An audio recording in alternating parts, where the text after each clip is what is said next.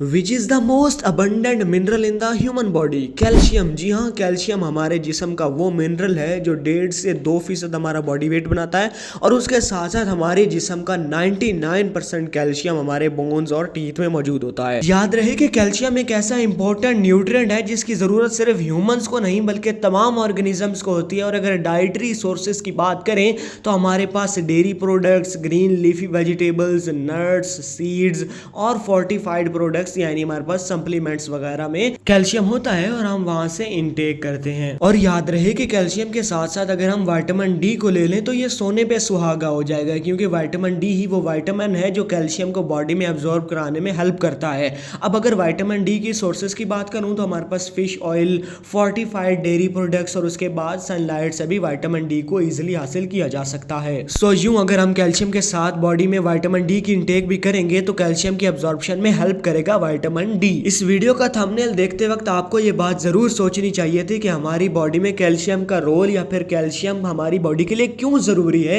सो मैं आपको बताता हूँ। आपने हाँ कैल्शियम का बोन्स का रोल तो जरूर सुना होगा कि हमारी बोन्स के डेवलपमेंट, ग्रोथ और मेंटेनेंस ऑफ द बोन में कैल्शियम हेल्प करता है, लेकिन उसके साथ साथ कुछ दीगर रोल्स भी हैं जो कि बहुत ज्यादा इंपॉर्टेंट है कैल्शियम के जिस्म के अंदर, उससे भी पर्दा उठाएंगे। सो सबसे पहले मैं आपको बता दूं, ऐसी फीमेल्स जो कि मेनोपॉज को पहले एक्सपीरियंस कर चुकी हैं तो उनमें एक हायर रिस्क होता है कि बोन डेंसिटी लूज हो। सो ऐसी फीमेल्स हायर रिस्क पर होती हैं कि उनकी हड्डियां भुरना स्टार्ट हो जाएं, तो डॉक्टर उनको कैल्शियम के सप्लीमेंट्स रिकमेंड करते हैं। इसके साथ साथ बच्चों में भी कैल्शियम उनकी बोन्स के लिए बेहद ज़रूरी होता है। अगर कैल्शियम की कमी होगी तो बोन्स प्रॉपर ग्रोथ नहीं करेंगी। इसके बाद एक हैरान कर देने वाला रोल कैल्शियम का कि वो मसल कंट्रैक्शन में भी हेल्प करता है हमें कैल्शियम। वो किस तरह? जब भी बॉडी की कोई नर्व मसल को स्टिमुलेट करेगी तो बॉडी कैल्शियम को मसल के अंदर रिलीज कर देगी और कैल्शियम मसल में प्रेजेंट प्रोटीन्स को हेल्प करेगी कि वो प्रोटीन्स मसल की कॉन्ट्रैक्शन करें। यानी कौन हेल्प कर रहा है प्रोटीन्स की, मसल वाली प्रोटीन्स की? कैल्शियम हेल्प कर रहा है मसल के अंदर मौजूद प्रोटीन्स की कि वो कॉन्ट्रैक्शन करवाएं।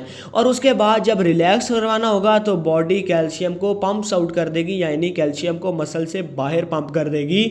और जब कैल्शियम उस मसल के प्रोटीन की हेल्प नहीं करेगी कॉन्ट्रैक्शन में, सो मसल रिलैक्स हो जाएगा। यूं कैल्शियम एक प्रोटीन के जरिए मसल कॉन्ट्रैक्शन करवाने में हेल्प करता है। कार्डियोवास्कुलर सिस्टम में कैल्शियम का रोल पढ़ते हैं।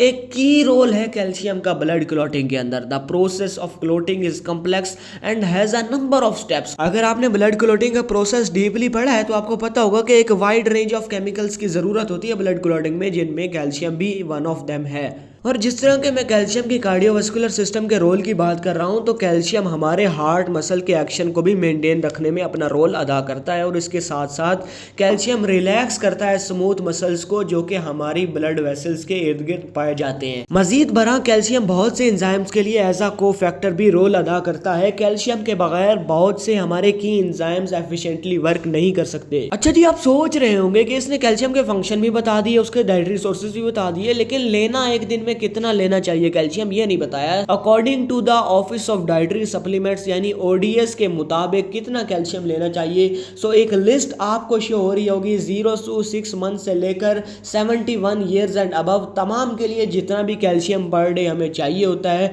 उसकी लिस्ट आपकी स्क्रीन पर है, स्क्रीनशॉट ले सकते हैं। लेकिन इससे बढ़कर भी डॉक्टर आपको एडिशनल कैल्शियम रिकमेंड कर सकता है, लेकिन वो डिपेंड करता है डिफरेंट कंडीशंस पर। अगर आपको कैल्शियम की डेफिशिएंसी हो गई है so it will depend on the different condition that will happen to your body. अच्छा, अब कैल्शियम डेफिशिएंसी की बात कर रहा हूं, मैं आपको कुछ ऐसी कंडीशंस या फिर लाइफस्टाइल हैबिट्स बता रहा हूं जिनसे कि आपका कैल्शियम का लेवल लो हो सकता है। और याद रखिएगा, लो लेवल ऑफ कैल्शियम को हम हाइपोकैल्सीमिया कहते हैं। तो चलिए बात करते हैं बुलीमिया, एनोरेक्सिया और कुछ other eating disorders, mercury exposure, over consumption of magnesium यानी मैग्नीशियम आप ज्यादा ले लेते हैं और ज्यादा टाइम के लिए आप अगर लैक्सेटिव्स का यूज कर लेते हैं, प्रोलॉन्ग्ड यूज यानी मेडिसिन जो कि कीमोथेरेपी और कॉर्टिकोस्टेरॉइड्स जैसी मेडिसिन हैं उनका ज्यादा यूज हो जाता है ज्यादा वक्त के लिए। और अगर आपके जिस्म में पैराथायरॉइड हार्मोन की कमी है तो ये भी कैल्शियम की डेफिशिएंसी को लीड कर सकता है। और इसके साथ साथ ऐसे लोग जो बहुत ज्यादा प्रोटीन खाते हैं और काफी वक्त के लिए